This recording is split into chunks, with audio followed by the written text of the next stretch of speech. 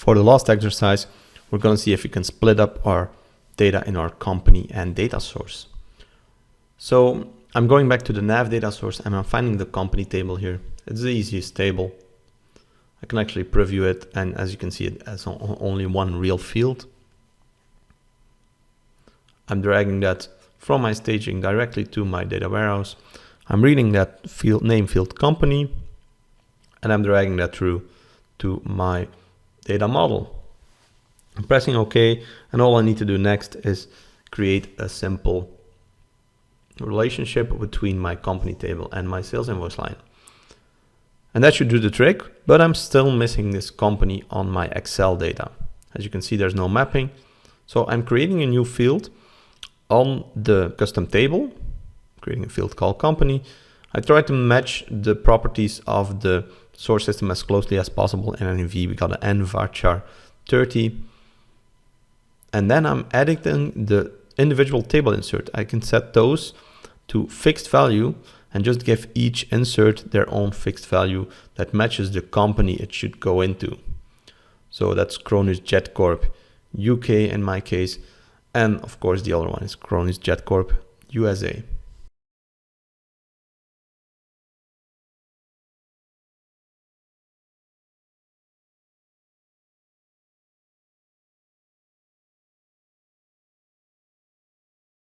After that, I can't forget the mapping from my data staging to my data warehouse.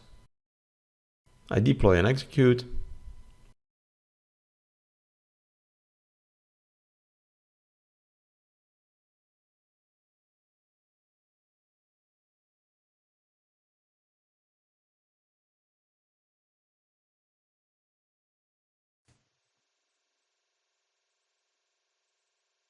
So when that's done running, I close this little window and I preview the table on my staging. So this is the combined Excel sheets data, and it has a new field called company, which is properly filled in. I go back to Power BI, I can refresh this data. And on the right, I have the possibility now to select the company. And that will split up my data by company. Next step, I want to do something very similar, but per data source. So as you can see, I have two data sources there, a nav and a Excel. So first thing what I'm going to do is I'm going to create a custom table on the staging. I call that data source.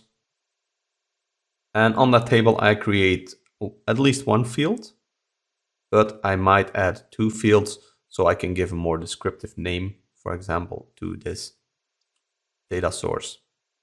I'm creating a field called source code, which is going to map to the source code that is always in my tables. Something that Jet Data Manager does automatically. So, and when I did this, I can right click and I go to Advanced Custom Data. And that gives me a dialog box that allows me to just enter data as I please. So this can be very convenient. On the right, you can also see a little button called Import Data. So you could import this from an Excel or a CSV file, for example. But when I fill this in, I can give the data sources a name here. And this will allow me to split up my data per data source. It can be very convenient to trace any problems in your data. So the next steps are the same as I did for the company. I drag this to the data warehouse and then I drag it through to the data model. I'm going to hide the source code. I'm only going to show the real name I'm going to use. And then I have to map the source code to the system control field. It's called the yellow field DW source code. I make sure that's on the data model as well. I map those two.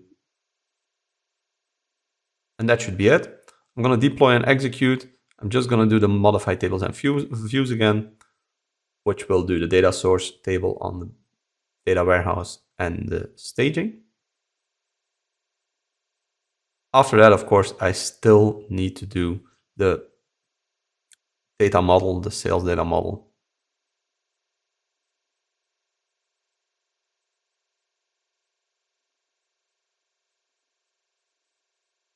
So if I refresh now, you'll see that won't work yet. I need to do the data model first. Go. That will only take a couple of seconds. And when that's done, I can go back to Power BI, refresh, and I'll get a new dimension on the right called data source, which will allow me to split up that data by data source.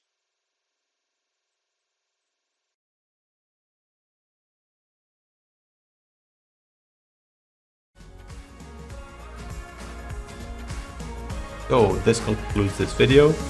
I hope you learned something. It was a good addition for you to the training. If you have any questions, feel free to reach out. My name is Jan, and I wish you all a good day.